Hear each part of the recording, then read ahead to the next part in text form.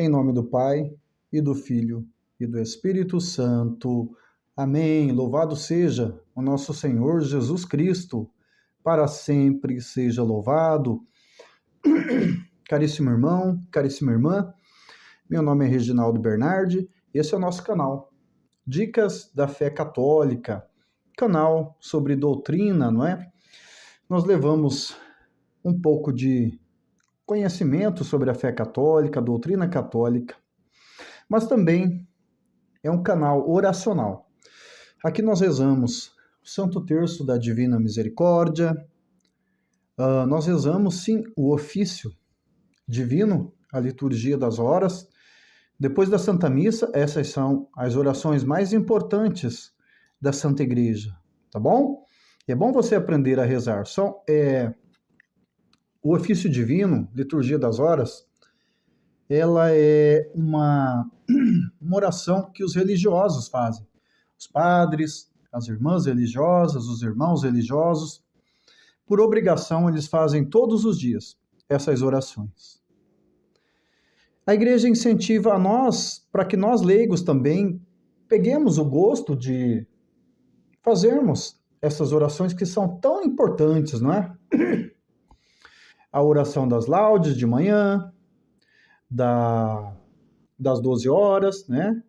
Meio-dia, a oração das vésperas e as completas, feitas todas elas no seu devido horário, você rezando aqui está rezando junto com os religiosos do mundo inteiro. Todas as pessoas que rezam a liturgia das horas ao redor do mundo, os católicos ao redor do mundo, que rezam a liturgia das horas, rezam junto com você. Então, há uma unidade, não é como na Santa Missa.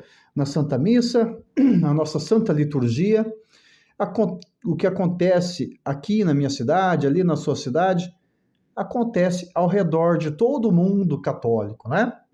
Então, é muito importante aprender o ofício divino. Bom, nós estamos caminhando dentro do conteúdo do Catecismo da Igreja Católica. Esse documento tão importante para nós, não é? Aprovado por São João Paulo II no ano de 1992 e publicado, não é? É um resumo. O Catecismo da Igreja Católica, ele é um resumo de toda a doutrina católica, tá bom? Aqui nós temos o nosso Lex Credendi, que ele é baseado no Credo Niceno-Constantinopolitano.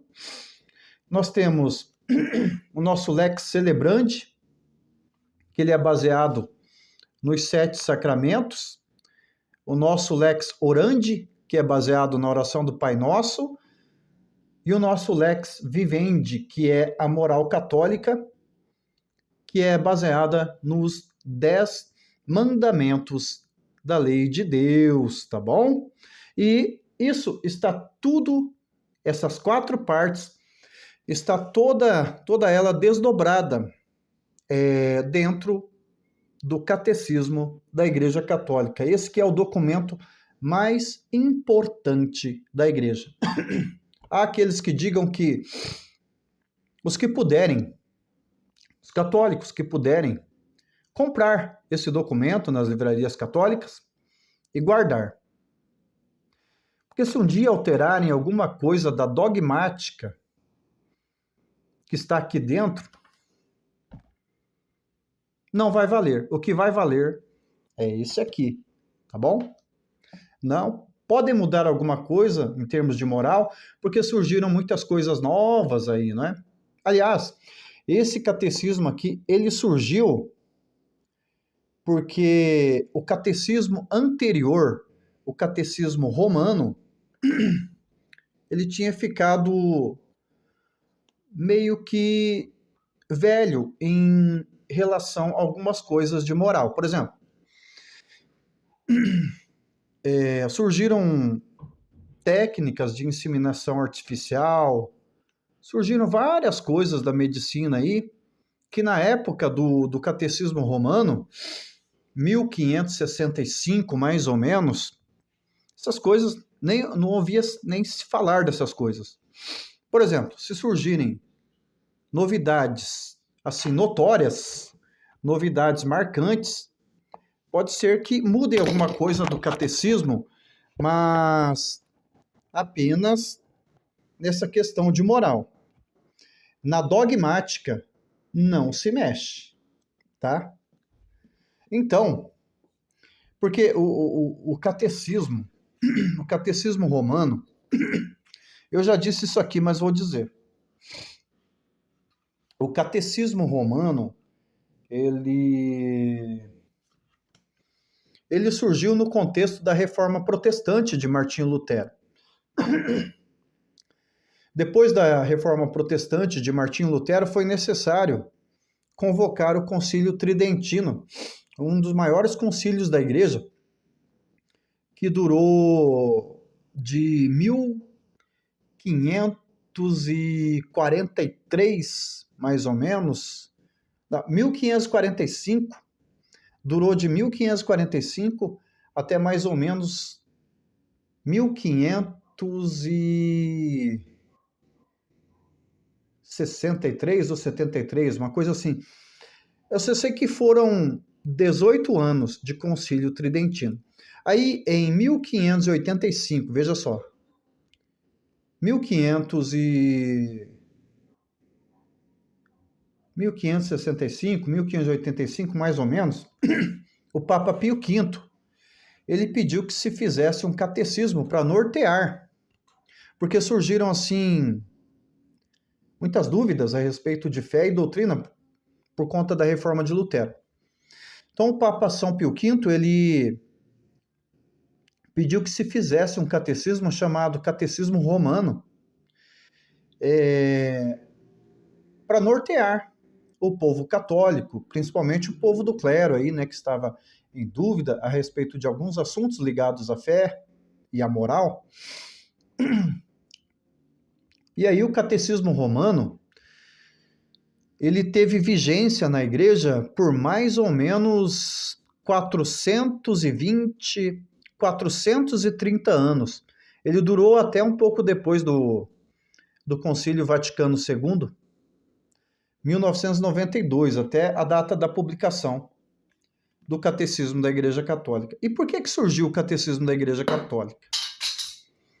Bom, meus amados, o Catecismo da Igreja Católica, ele surgiu também por conta do Concílio Vaticano II, porque após o Concílio Vaticano II, surgiram também, como no caso da reforma de Lutero, algumas dúvidas importantes a respeito de fé e doutrina e moral e tudo mais. Aí foi necessário que o Papa São João Paulo II ele convocasse um sínodo. O sínodo é uma reunião com alguns bispos de vários cantos do mundo aí, né? Cardeais e bispos de vários cantos do mundo. Foram mais ou menos foram 12 cardeais convocados. Isso em 1985. O Concílio Vaticano II ele durou de 62 a 65, ou 63 a 65. Terminou em 65. 20 anos depois, foi convocado por São João Paulo II este sínodo, com esses bispos, para discutir algumas coisas referentes à igreja. E nesse sínodo, esses bispos e esses cardeais chegaram para o Papa João Paulo II, conversaram com ele: santidade, nós precisamos de um novo catecismo, né? E São João Paulo II já havia pensado nisso, realmente nós precisamos redigir um novo catecismo para nortear a igreja e tudo mais, né? E aí, o Papa pediu aos cardeais que elaborassem alguma coisa, né? Nesse sentido, um resumo, assim, um artigo sobre o catecismo. Fizeram alguma coisa? Bom, resumo da ópera. em 1992, entregaram para o Papa, foram 6 anos. Vejam só, de 85 a 92, 7 anos. Foram 7 anos estudando as coisas da igreja para elaborar esse catecismo. Enfim, com digamos assim, a primeira cópia, ou melhor, o primeiro impresso do catecismo, entregaram nas mãos de São João Paulo II para ver se ele aprovava. E ele aprovou. E em 1992, ele pediu que publicasse o Catecismo da Igreja Católica. E está vigente até hoje, né? De 92 para cá, 2002, 2012, 2022, 30 anos. 32 anos nós temos esse tesouro que a igreja nos deu, né? Nós estamos caminhando, então, na nossa Lex Credendi. É o nosso credo niceno-constantinopolitano. E o nosso credo niceno-constantinopolitano, ele começa falando sobre a pessoa de Deus Pai. Creio em Deus Pai Todo-Poderoso, Criador do céu e da terra, e em Jesus Cristo, seu único Filho, nosso Senhor, que foi concebido pelo poder do Espírito Santo, nasceu da Virgem Maria. Não é assim? Por aí vai, né? Então ele começa falando sobre a pessoa de Deus. Bom, eu já gravei 2 aulas aqui falando sobre a pessoa de Deus Pai. Hoje eu quero continuar essa caminhada falando um pouco da revelação de Deus Pai. Nosso Deus é um Deus que temos que, em primeiro lugar, temos que entender uma coisa. Existe um abismo infinito entre nós, homens, e Deus. Nós somos criatura. Deus Pai é criador. É inefável. Nós não conseguimos alcançá-lo assim nos seus mistérios para estudá-lo. Então Deus se dobra ao ser humano. Ele se revela ao ser humano. E é por isso que nós conseguimos estudar teologia. Seria impossível estudar teologia se Deus não tivesse se revelado a nós durante toda a história da salvação, o Antigo Testamento, e a revelação completa em nosso Senhor Jesus Cristo no Novo Testamento, não é? Bom, vamos pedir a graça. Nós vamos começar agora a falar sobre a revelação de Deus. Vamos pedir um momento de graça, começando rezando, então, né? Jesus disse aos apóstolos: sem mim, nada podeis fazer. Portanto, tudo que nós vamos fazer, começar um trabalho, um estudo, temos que antes começar rezando, tá bom? Em nome do Pai, do Filho, do Espírito Santo. Amém. Pai nosso, ou melhor, vamos pedir a inspiração do Espírito Santo. Vinde, Espírito Santo, enchei os corações dos vossos fiéis. Acendei neles o fogo do vosso amor. Enviai, Senhor, o vosso Santo Espírito, e tudo será criado, e renovareis a face da terra. Oremos. Ó Deus, que instruíste os corações dos vossos fiéis com a luz do teu Espírito Santo, fazei que nós apreciemos retamente todas as coisas segundo o teu mesmo Espírito, e gozemos sempre da sua consolação. Por Cristo, Senhor nosso. Amém. Pedindo a intercessão da Santíssima Virgem Maria para que esse nosso momento também seja frutuoso. Ave Maria, cheia de graça, o Senhor é convosco. Bendita sois vós entre as mulheres, e bendito é o fruto do vosso ventre, Jesus. Santa Maria, Mãe de Deus, rogai por nós, os pecadores, agora e na hora de nossa morte. Amém. Glória ao Pai, ao Filho e ao Espírito Santo, como era no princípio, agora e sempre. Amém. Glorioso São José, patrono da Igreja Católica Apostólica Romana, intercede, roga por nós. Em nome do Pai, do Filho e do Espírito Santo. Amém. Caríssimos irmãos e irmãs em Cristo, para ser breve, Deus começa a se revelar. Como eu dizia, nunca poderíamos estudar teologia se Deus não tivesse se revelado a nós durante a história da salvação. Como é que, por exemplo, nós chegaríamos à conclusão de que existe a Santíssima Trindade, que Deus, ao mesmo tempo, é 3 e 1, se ele não tivesse revelado isso? Jamais. Como eu disse, existe um abismo infinito entre o Criador e nós, criaturas, tá? É necessário, então, por exemplo, falando ainda da Santíssima Trindade,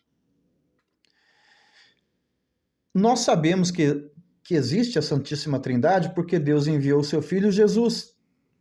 E Jesus, durante a sua vida pública, durante a sua missão, falou de Deus Pai e ele enviou o Espírito Santo. Você está entendendo? Então nós sabemos que Deus, ele é 3, através de Jesus, a revelação por excelência. Se Deus não tivesse enviado Jesus, se Deus não tivesse falado com os profetas, se Deus não tivesse se revelado a Abraão, a Moisés, nós não conseguiríamos aprender teologia. Bom, vamos começar com Abraão, então. Abraão. Seu nome era Abrão. O nome de Abraão era Abrão. Abrão, o nome Abrão significa pai elevado. Aqueles 3 anjos enviados a Abraão, em nome de Deus, próprio Deus ali falando com eles, fez uma promessa. Abraão, serás pai de uma multidão. É um Deus que promete e é um Deus que cumpre promessa. Essa é a revelação. Mas o Senhor muda o nome de Abrão, que significa pai elevado, muda o nome dele para Abraão, que significa pai de uma multidão. E daquela multidão de Abraão vai surgir Israel. De Israel vai surgir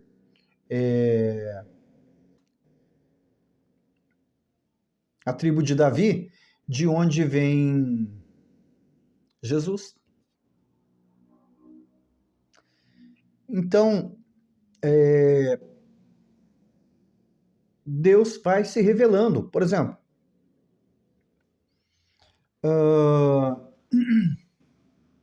a Moisés. Como que Deus se revelou a Moisés? Bom, no contexto,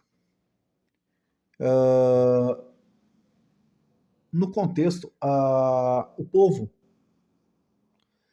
povo de Israel estava cativo no Egito, estava escravo, estava oprimido no Egito. Aí, Deus suscita Moisés lá no Monte Sinai, na sarça ardente.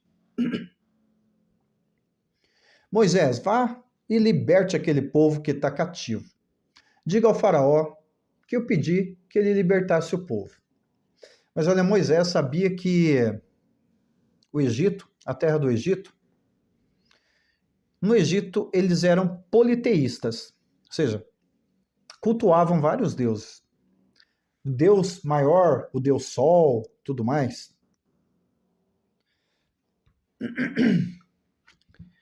Então, Moisés indagou a Deus, pôs uma interrogação. Mas, Senhor, qual que é o seu nome? Qual que é o nome que eu devo dizer para o faraó que pediu para que ele libertasse o povo? Aí acontece uma coisa muito interessante. Deus revela a Moisés o seu nome. Ele dá a Moisés o tetragrama sagrado. Tetragrama, tetra vem de 4. Grama, palavra, letra. Y, H, W, H. Y, H, W, H. Que significa eu sou. Vá ao faraó e diga que eu sou pediu para libertar o povo. Ok. E Moisés prontamente foi, e depois de muito custo, aconteceu muita coisa, as pragas do Egito e tudo mais, conseguiu libertar aquele povo. Mas o importante aqui é a revelação de Deus. YHWH, que hoje nós conhecemos como Iavé. Que no grego nós vamos ter a palavra Kyrios, tá? Que significa Senhor. Mas Iavé também pode ser usado para Senhor, tá bom? Do latim nós temos a palavra Dominus, né? Do português é Senhor, mas do latim é Dominus, do grego é Kyrios, do hebraico, como só tem vogal, Iavé, né? O tetragrama sagrado. E a palavra também Adonai, para os judeus. Adonai significa Senhor. Então, a partir de que Deus revelou o seu nome, aí nós podemos estudar. Deus tem um nome, né? Nós podemos estudar. Abrindo um parêntese aqui. Abrindo um parêntese aqui agora, mas no mesmo contexto, nome de Deus. O nome Jeová foi forjado. O nome Jeová não existe.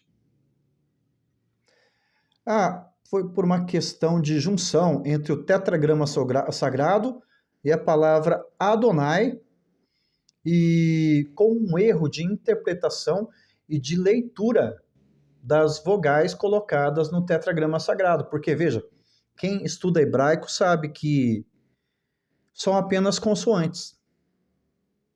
As vogais são colocadas como pontinhos, alguns pontinhos, para significar as vogais. Enfim, os judeus maçoretas, eles colocaram alguns pontinhos ali que, enfim, confundiram as coisas um pouco, tá?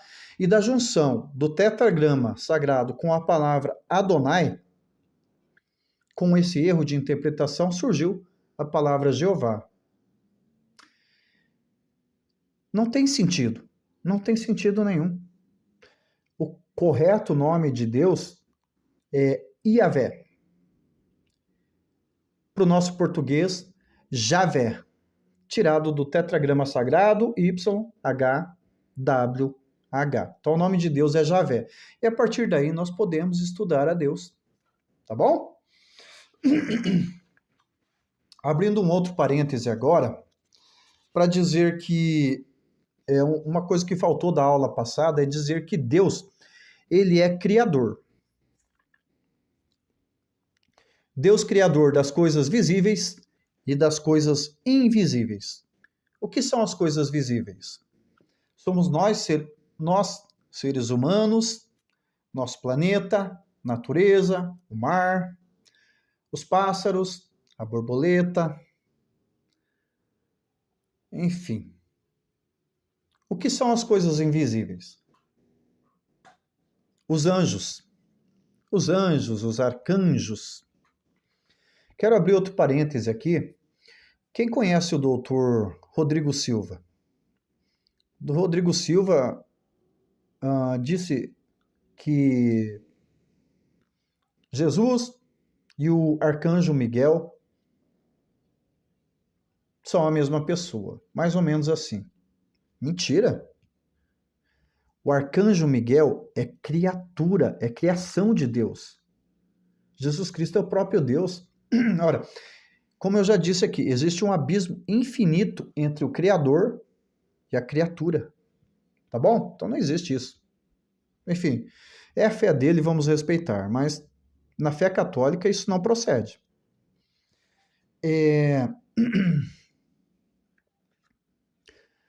Lúcifer. Deus criou Lúcifer. Gente. Deus criou aquele que nós conhecemos hoje como diabo, demônio, né? E vários outros nomes. Aí o Padre Léo chamava de encardido, né? O encardido. É isso aí. Deus criou Lúcifer como um anjo bom. Mas aí houve aquela rebelião, Lúcifer quis ser, enfim, como Deus, aquele pecado de soberba, e tornou-se o demônio. Mas Deus criou Lúcifer, né? Então Deus é criador. O demônio é criatura.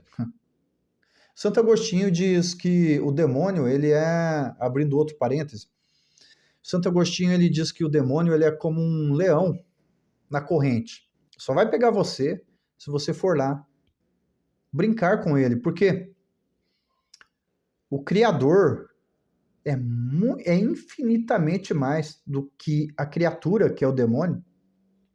O demônio já está derrotado. Nosso Senhor Jesus Cristo o derrotou, não é mesmo? Mas não vão brincar com benzedeira, com satanismo, com bruxaria, aí ele te pega. Mas fora isso, ele já está derrotado. Ele não tem poder sobre a tua vida, tá bom? Se você tem Deus no coração, se você vive a tua fé plenamente, ele não tem poder sobre a tua vida. Fecha parêntese. Então Deus, ele sempre veio ao encontro do homem, se revelando.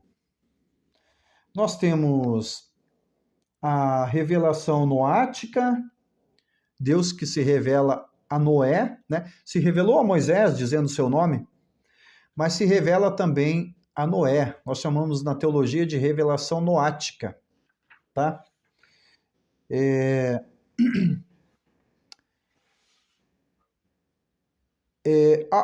A Noé, Deus se revela como sendo pai, mas não aquele pai paternalista. Você está entendendo? Vou mandar o dilúvio, o povo pecou, né? Primeiro, na travessia do deserto, durante aquele tempo que o povo ficou no deserto, Deus foi preparando aquele povo, né? Havia muita idolatria. Deus queria que esse povo se livrasse da idolatria. Mas aconteceu que lá onde no Monte Horebe, do Sinai, onde Moisés recebeu a tábua com os 10 mandamentos, aquele povo se curvou à idolatria. Construiu um bezerro de ouro, Deus ficou enfurecido e destruiu aquele bezerro, tudo mais. Né? Então veja, Deus quer a salvação. Então Deus, ele é um pai que é justo, que quer a salvação de todos nós, mas ele não é um pai paternalista. O que é um pai paternalista? O pai paternalista é aquele que deixa que o filho faça o que ele quiser. Por exemplo, o filho diz para o pai, vou sair com o teu carro hoje, vou para uma festa, vou voltar em casa bêbado. Filho, vai. Volta do jeito que você quiser, volta bêbado, que você quiser, volte até morto. Esse é um pai paternalista, que passa a mão na cabeça do filho. Deus não é assim. Deus educa através de algumas coisas, né? Por exemplo, nessa caminhada do povo no deserto, o povo teve fome, Deus deu o maná, mas esse povo continuou murmurando contra Deus. Ah, queremos carne. Mandou as codornizes, tá? Só que esse povo continuou sofrendo. Deus não deu tudo o que eles queriam. Deus não deu assim. Deus vai dando as situações, né? Para o povo ir aprendendo. Mandou o maná. Ficaram fartos do maná. Teve que mandar as codornizes e tudo mais, né? Aí, na revelação noática, Deus resolveu exterminar esse povo, né? Deus mandou o dilúvio. Se houve um dilúvio, a ciência diz que não houve um dilúvio universal, que inundou toda a Terra. Mas se houve um dilúvio, foi uma correção de Deus, porque ele não é paternalista. E qual que é a revelação noática? Deus faz uma aliança com Noé. Porei o meu arco nas nuvens. Enquanto o meu arco estiver nas nuvens, referindo-se ao arco-íris, não mais castigarei o meu povo. Então, essa é a revelação de um pai justo, de um pai que não é paternalista. Tá bom?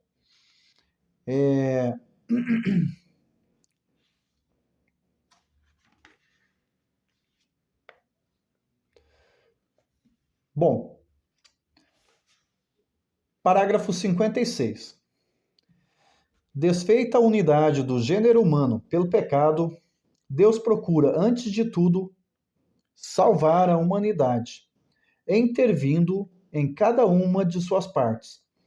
A aliança com Noé, aliança noática, depois do dilúvio, exprime o princípio da economia divina para com as nações, isto é, para com os homens agrupados segundo seu país, língua, família e nação.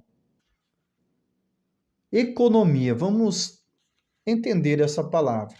Na teologia, na Sagrada Escritura, a palavra economia não tem nada a ver com dinheiro, com ficar economizando dinheiro. Tem um ministro da Economia que cuida das finanças do país e tudo mais. Não é nada disso. Economia significa cuidar da casa. Cuidar da casa. Administrar a casa. Ou seja, a economia da salvação. Deus vai administrando, tem um plano salvífico, né? O plano salvífico de Deus.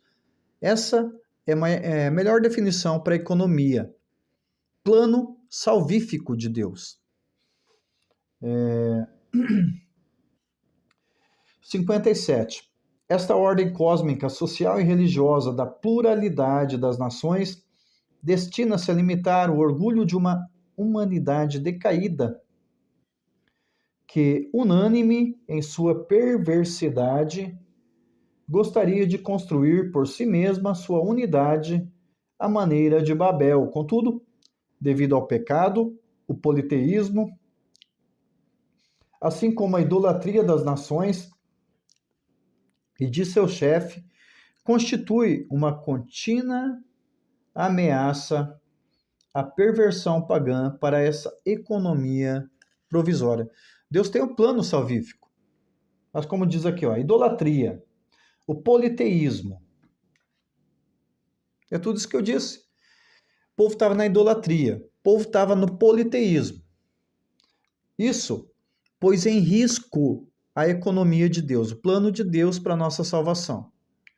É Deus que teve que fazer o que fez, né? O dilúvio e depois do dilúvio, não teve mais castigo, tá? Porque a aliança foi feita com Moisés. Bom, nós sabemos que essa aliança, ela é concretizada, ela é revelada de maneira total na pessoa de Jesus Cristo. Tá bom? Então Deus envia o seu filho, e aí, no Antigo Testamento, os sacerdotes ofereciam para a purificação das pessoas, purificação dos pecados, oferecia em sacrifício animais.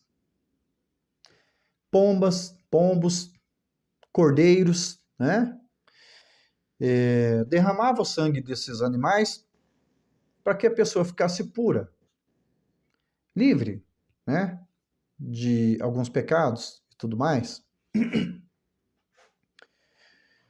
Com Jesus, a coisa muda. O próprio Cristo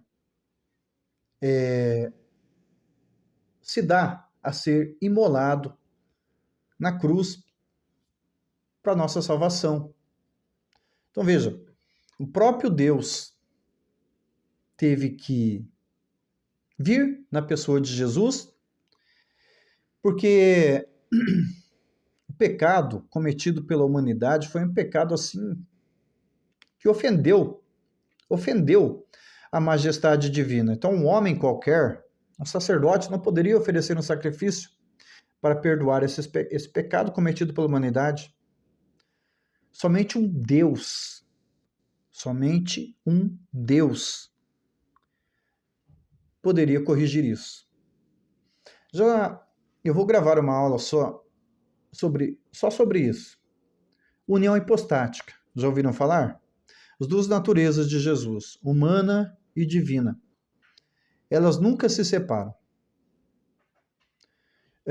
Então, houve, sim, um Deus aqui na cruz. Alguns dizem, na cruz ali, um Deus não morre, né? Então, na cruz ali, Deus deu um tempo. Mas será que foi isso mesmo? Eu só sei de uma coisa. À direita de Deus Pai, nosso Senhor Jesus Cristo está sentado à direita de Deus Pai com as duas naturezas, humana e divina. Então, Deus humano está sentado à direita de Deus Pai. Porque as duas naturezas nunca se separam. Mas eu vou gravar uma aula só sobre união hipostática. Revelação de Deus. A partir de Jesus Cristo, então, meu amigo, Deus se revelou o seu rosto. Deus revelou várias coisas que nós, teólogos, podemos pegar e estudar tranquilamente, porque foi revelado. Tá bom? Bom, sobre revelação, só um minutinho, já volto.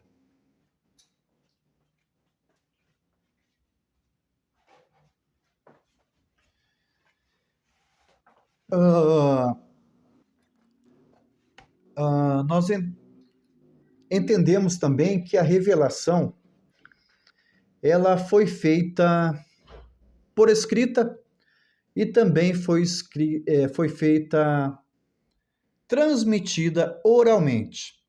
Então, esse é um assunto para a nossa próxima aula.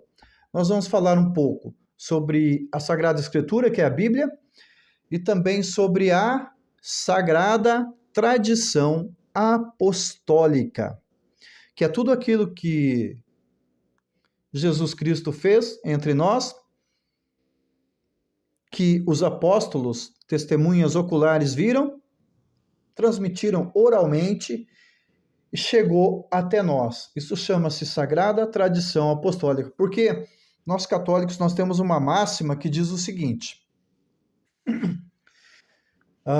tudo que está na Bíblia é verdade, mas nem tudo está na Bíblia. Jesus diz: muitas coisas ainda tenho ensinar-vos, né? porém nós podeis compreender agora. Mandarei o Paráclito, o Espírito da Verdade, que ensinar-vos-á todas as coisas. Isso foi feito na sagrada tradição oral, tá bom?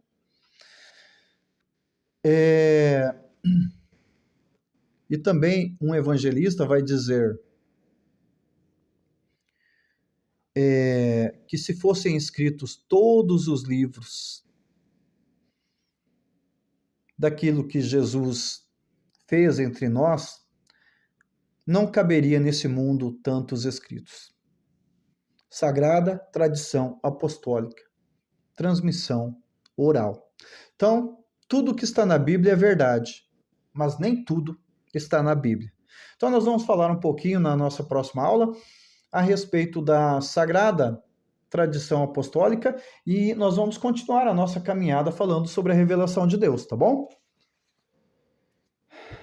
Eu peço que o Senhor abençoe você e a toda a sua família. Mande seus anjos para proteger e guardar vossos lares materiais contra qualquer tipo de perigo, tá bom? Continuaremos sempre unidos e reunidos em nome do Pai e do Filho e do Espírito Santo. Amém. Deus abençoe grandemente a todos e a cada um. A gente volta com mais teologia, mais doutrina, também com mais orações. Deus abençoe.